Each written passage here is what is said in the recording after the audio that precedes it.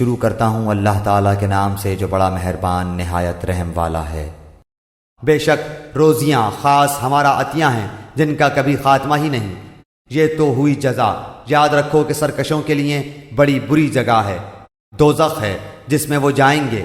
آہ کیا ہی برا بچھونا ہے یہ ہے، پس اسے چکھیں گے گرم پانی اور پیپ، اس کے علاوہ اور طرح طرح کے عذاب۔ یہ ایک قوم ہے جو تمہارے ساتھ آگ میں جانے والی ہے، کوئی خوش آمدید ان کے لیے نہیں ہے، یہی تو جہنم میں جانے والے ہیں۔ وہ کہیں گے بلکہ تم ہی ہو جن کے لیے کوئی خوش آمدید نہیں ہے، تم ہی نے تو اسے پہلے ہی سے ہمارے سامنے لا رکھا تھا، پس رہنے کی بڑی بری جگہ ہے۔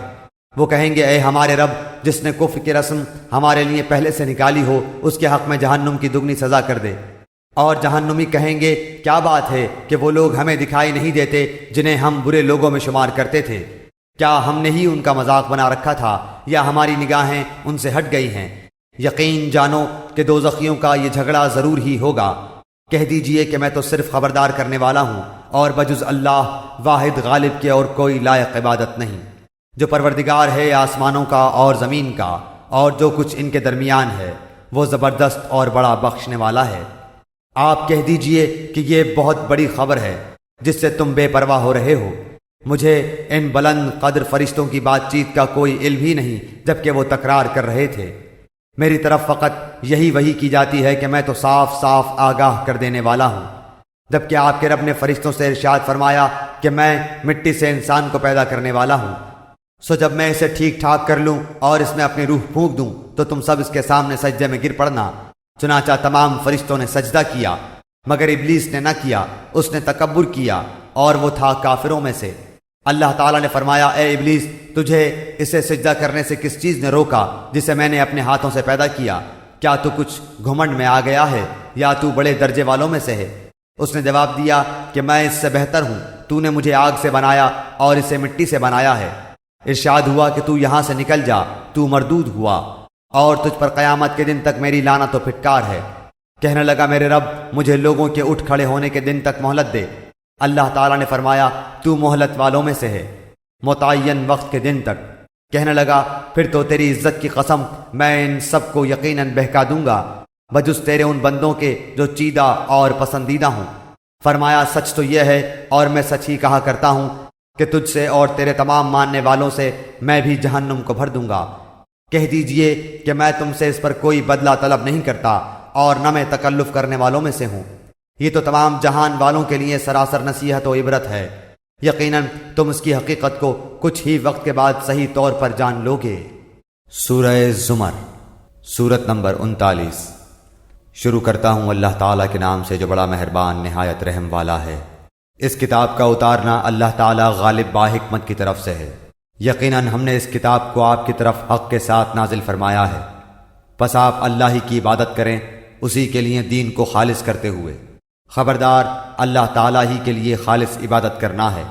اور جن لوگوں نے اس کے سوا اولیاء بنا رکھے ہیں اور کہتے ہیں کہ ہم ان کی عبادت صرف اس لیے کرتے ہیں کہ یہ بزرگ اللہ کی نزدیکی کے مرتبے تک ہماری رسائی کرا دیں، یہ لوگ جس بارے میں اختلاف کر رہے ہیں اس کا سچا فیصلہ اللہ خود کرے گا۔ جھوٹے اور ناشکرے لوگوں کو اللہ تعالیٰ راہ نہیں دکھاتا۔ اگر اللہ تعالیٰ کا ارادہ اولاد ہی کا ہوتا تو اپنی مخلوق میں سے جسے چاہتا چن لیتا، لیکن وہ تو پاک ہے۔ وہی اللہ تعالیٰ ہے یگانہ اور قوت والا۔ نہایت اچھی تدبیر سے اس نے آسمانوں اور زمین کو بنایا، وہ رات کو دن پر اور دن کو رات پر لپیٹ دیتا ہے، اور اس نے سورج چاند کو کام پر لگا رکھا ہے، ہر ایک مقررہ مدت تک چل رہا ہے۔ یقین مانو کہ وہی زبردست اور گناہوں کا بخشنے والا ہے۔ اس نے تم سب کو ایک ہی جان سے پیدا کیا ہے، پھر اسی سے اس کا جوڑا پیدا کیا، اور تمہارے لیے چوپایوں میں سے 8 نر و مادہ اتارے۔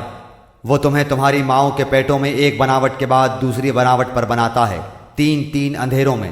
یہی اللہ تعالیٰ تمہارا رب ہے، اسی کے لیے بادشاہت ہے، اس کے سوا کوئی معبود نہیں۔ پھر تم کہاں بہک رہے ہو؟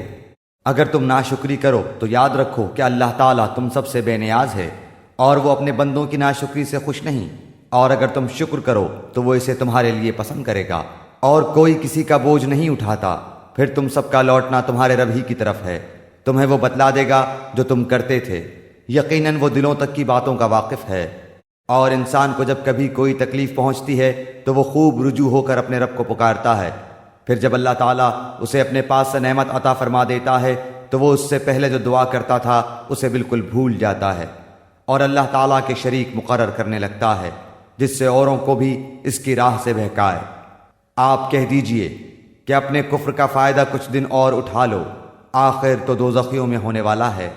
بھلا جو شخص راتوں کے اوقات سجدے اور قیام کی حالت میں عبادت میں گزارتا ہو، آخرت سے ڈرتا ہو اور اپنے رب کی رحمت کی امید رکھتا ہو، اور جو اس کے برعکس ہو، برابر ہو سکتے ہیں؟ بتاؤ تو علم والے اور بے علم کیا برابر کے ہیں؟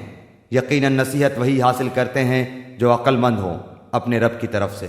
کہہ دو کہ اے میرے ایمان والے بندو، اپنے رب سے ڈرتے رہو، جو اس دنیا میں نیکی کرتے ہیں ان کے لیے نیک بدلہ ہے، اور اللہ تعالیٰ کی زمین بہت کشادہ ہے، صبر کرنے والوں ہی کو ان کا پورا پورا بے شمار اجر دیا جاتا ہے۔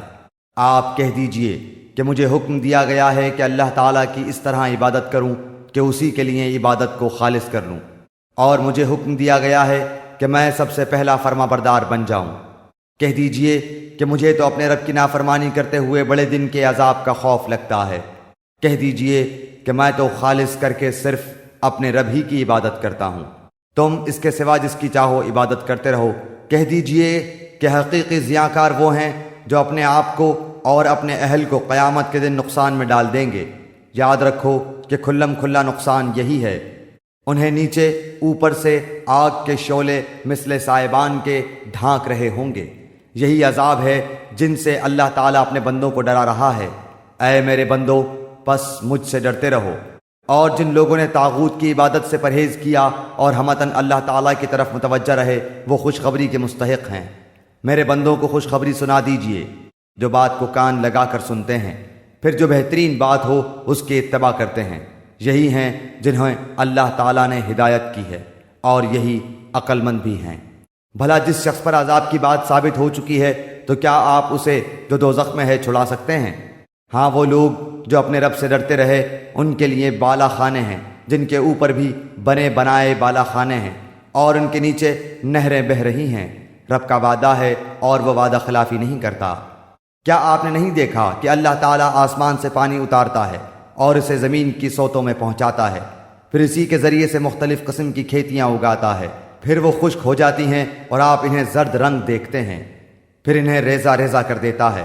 اس میں عقل مندوں کے لیے بہت زیادہ نصیحت ہے۔ کیا وہ شخص جس کا سینہ اللہ تعالیٰ نے اسلام کے لیے کھول دیا ہے، پس وہ اپنے پروردگار کی طرف سے ایک نور پر ہے، اور ہلاکی ہے ان پر جن کے دل یاد الہی سے اثر نہیں لیتے بلکہ سخت ہو گئے ہیں۔